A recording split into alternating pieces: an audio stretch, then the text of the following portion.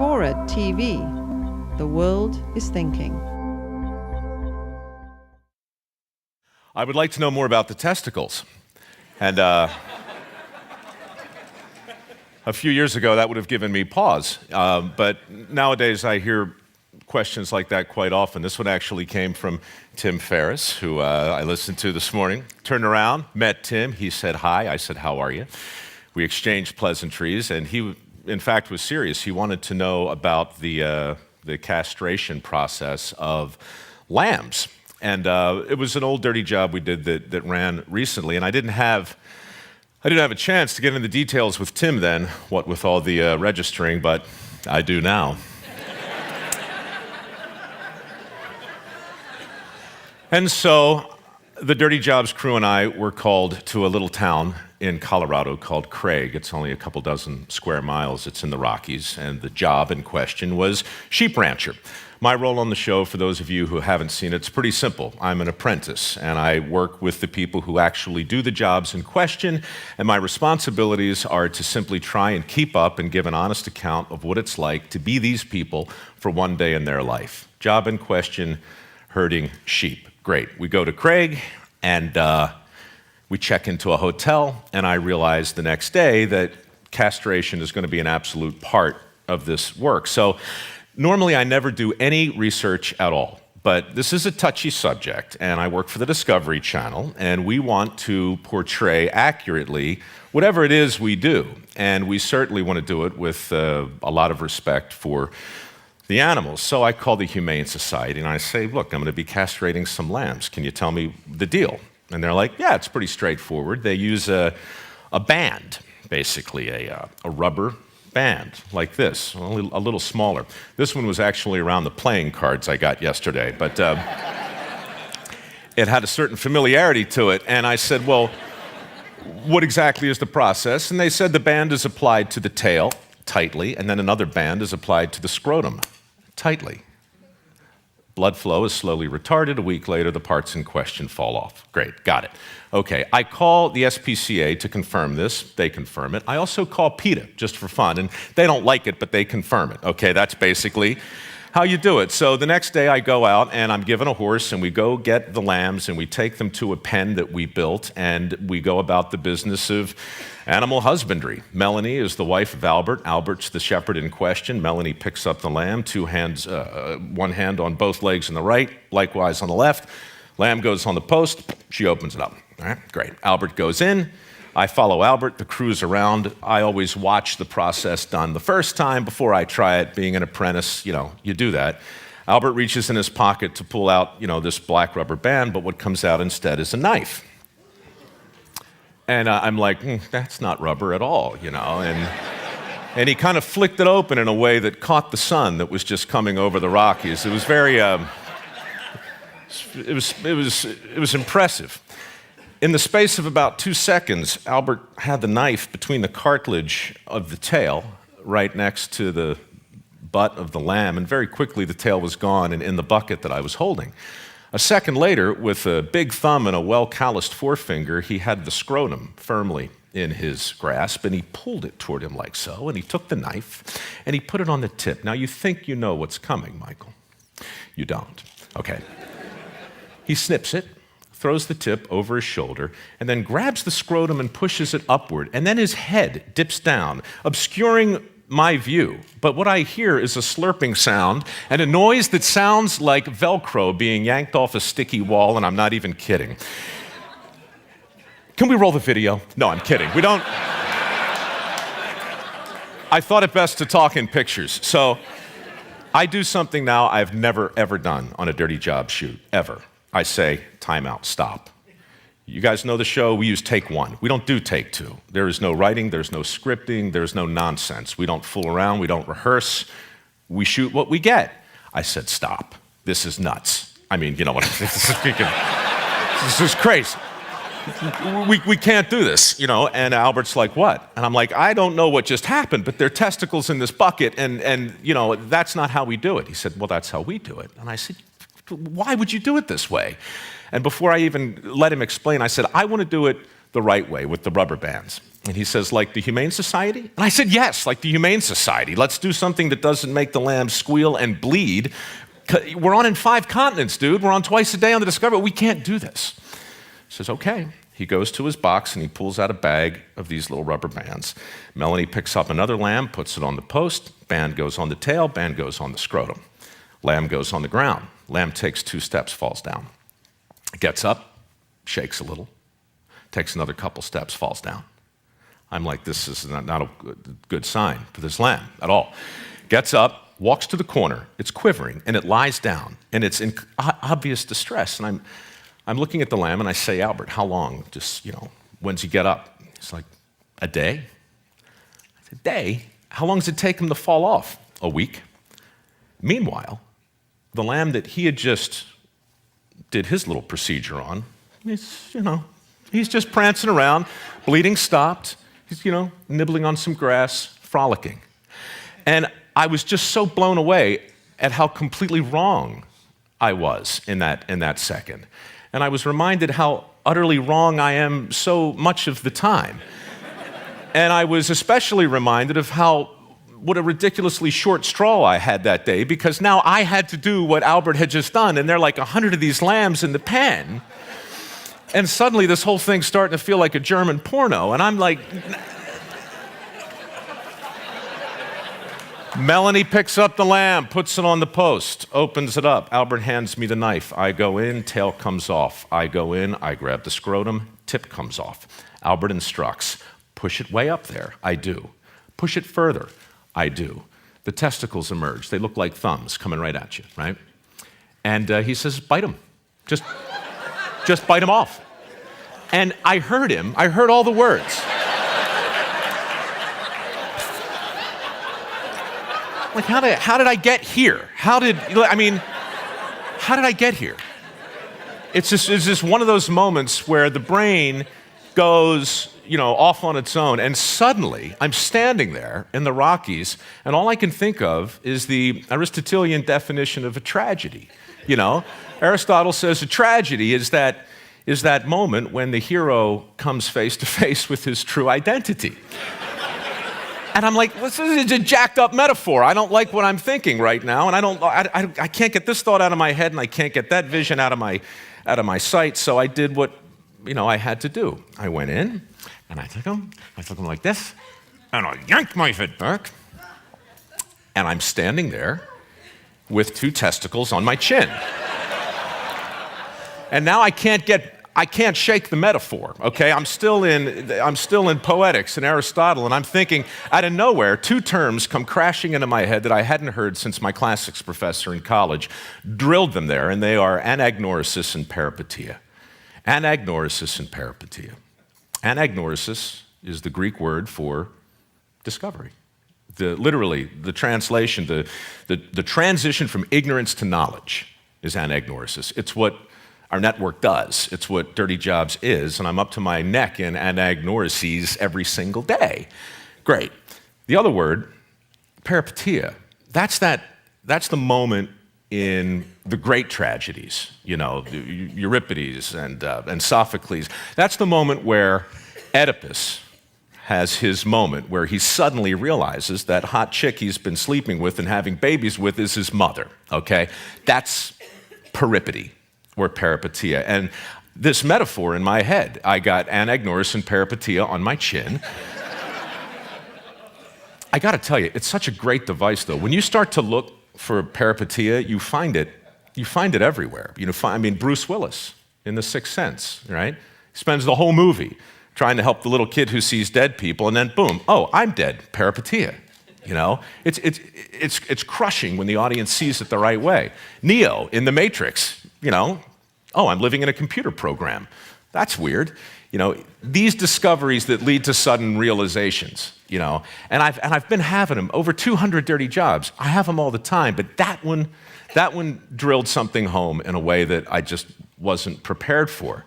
And as I stood there, looking at the happy lamb that I had just defiled, but it looked okay.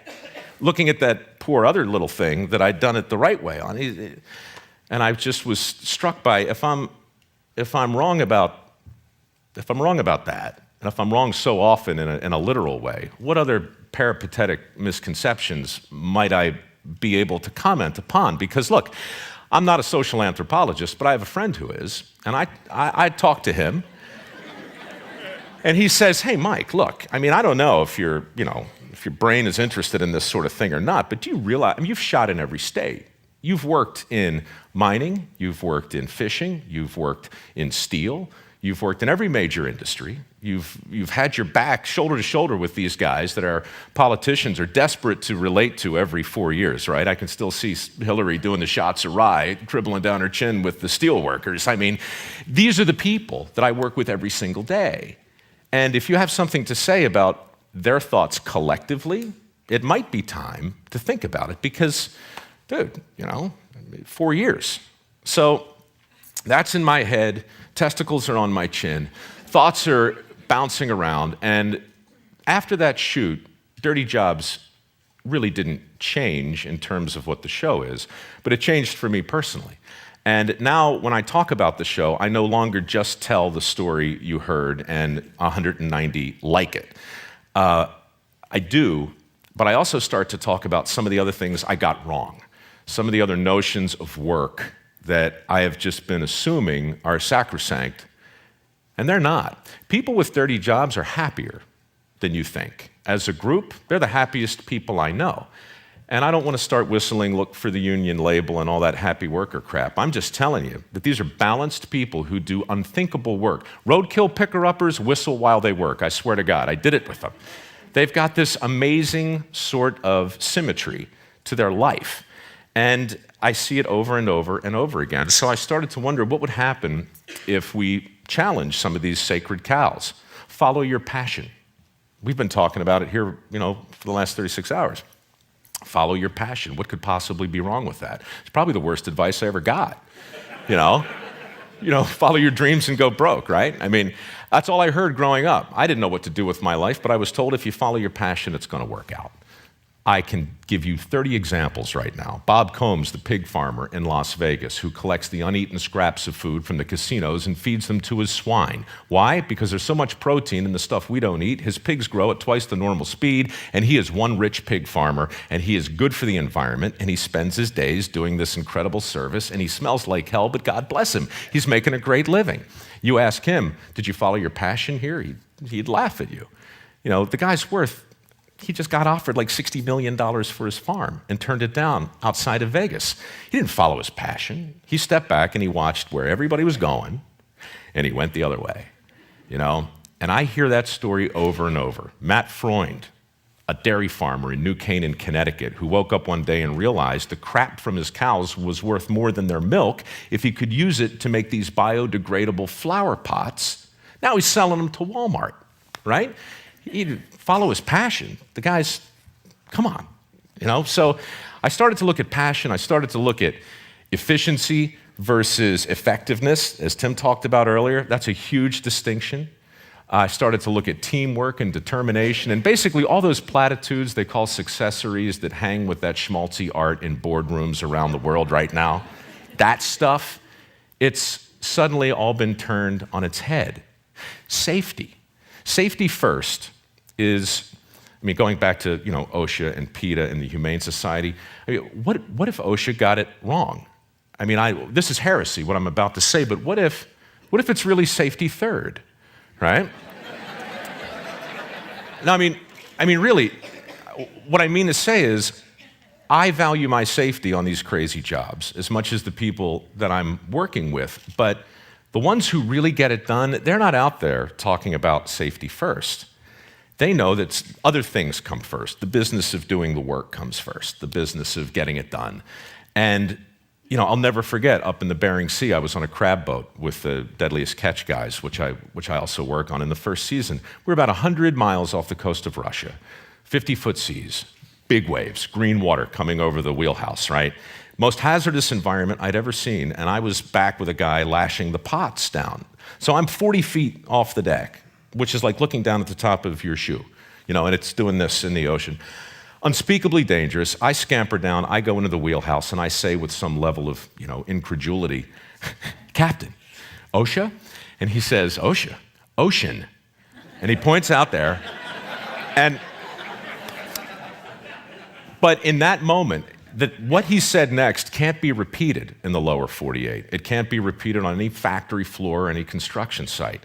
But he looked at me and he said, son, and he's my age, by the way, he calls me son. I love that. He says, son, I'm the captain of a crab boat. My responsibility is not to get you home alive. My responsibility is to get you home rich. You want to get home alive? That's on you. And for the rest of that day, safety first. I mean, I was like, so, the idea that we create this sense of complacency when all we do is talk about somebody else's responsibility as though it's our own and vice versa. Anyhow, a whole lot of things. I could talk at length about the many little distinctions we made and the endless list of ways that I got it wrong. But what it all comes down to is this. I have formed a theory, and I'm going to share it now in my remaining 2 minutes and 30 seconds. It goes like this. We've declared war on work as a society, all of us. It's a civil war. It's a Cold War, really. We didn't set out to do it, and we didn't twist our mustache in some Machiavellian way, but we've done it. And we have waged this war on at least 4 fronts, certainly in Hollywood.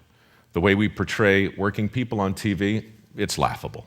If there's a plumber, he's 300 pounds and he's got a giant butt crack, admit it. You've seen him all the time. That's what plumbers look like, right? We turn them into heroes or we turn them into punchlines. That's what TV does. We try hard on dirty jobs not to do that, which is why I do the work and I don't cheat. But we've waged this war on Madison Avenue. I mean, so many of the commercials that come out there in the way of a message, what's really being said? Your life would be better if you could work a little less, if you didn't have to work so hard, if you could get home a little earlier, if you could retire a little faster, if you could punch out a little sooner. It's all in there, over and over again and again.